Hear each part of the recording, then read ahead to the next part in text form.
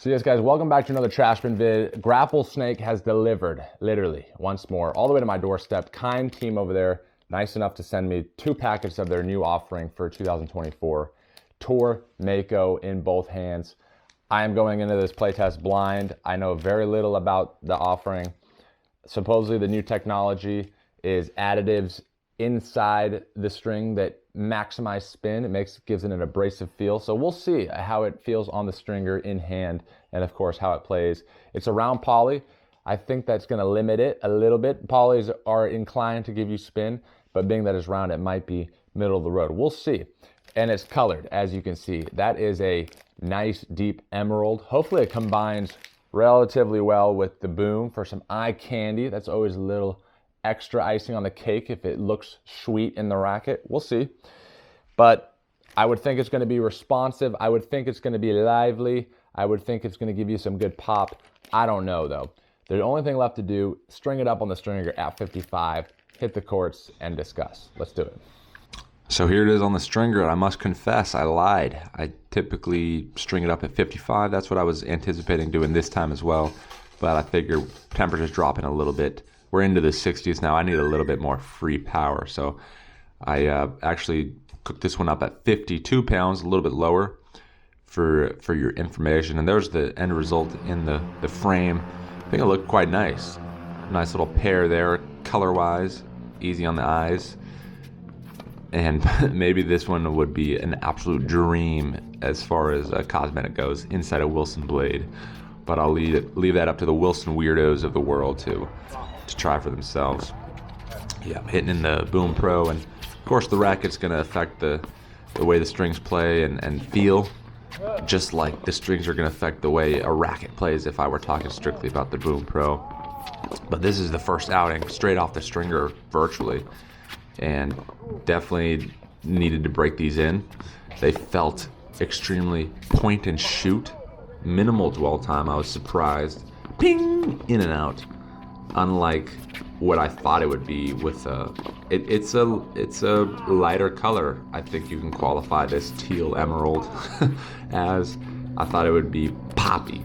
I thought it would be jumpy. I thought it would be sitting on the string bed a little while. Just like Grapplesnake Alpha. Those are the things I like about my string of choice and sister string from the same company. But no, not this one. In and out. Very predictable. And yeah, I mean the spin is there, but it's not a spin monster. Nor is it super slippy, let's call it. I've played with some non-shaped, just standard rounded polys before, and it feels slippy, like the ball isn't being bitten into, and that's annoying. I need that rip and rip feel, that topspin feel desperately, particularly on my one-handed backhand. I need that fluid motion to be able to just follow through, wallop it, and trust that brushing motion is being exaggerated so that the topspin is there, the ball will come back down. I need that on that weaker backhand side of mine. That's why I gravitate towards shaped polys personally. And I'm happy to report that even though this one's not shaped, it was not slippy, and yeah, cooking up some decent topspin. Not the most, but for what it is, for the category it lands under in round polys, pretty dang good. This is now the 3rd hitting session the same week, and I thought that the strings would start to feel a little bit different, but dang, for just about the same as the first 2 times. So I think if I could narrow this one down to one word, this is an unbelievably predictable string.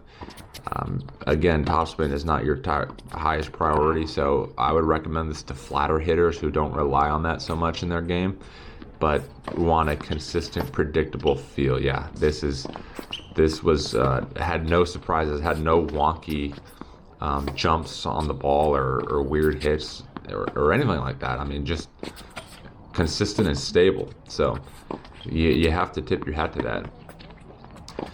This is a $14.50 offering, by the way, $14.50, and that's middle of the road. It's not going to be your cheap $8, $9 price point like the Gammas of the world, but nor is it a $19, $20 over the top Luxilon or Yonex. As far as Grapplesnake goes, I think it's slightly more expensive than their average strings, but it also got a little bit more technology, so to speak, going into their manufacturing process. I was going to talk about how it felt in hand on the fingers, and it's a little bit less pronounced than Paradox Pro, which has that similar technology in it.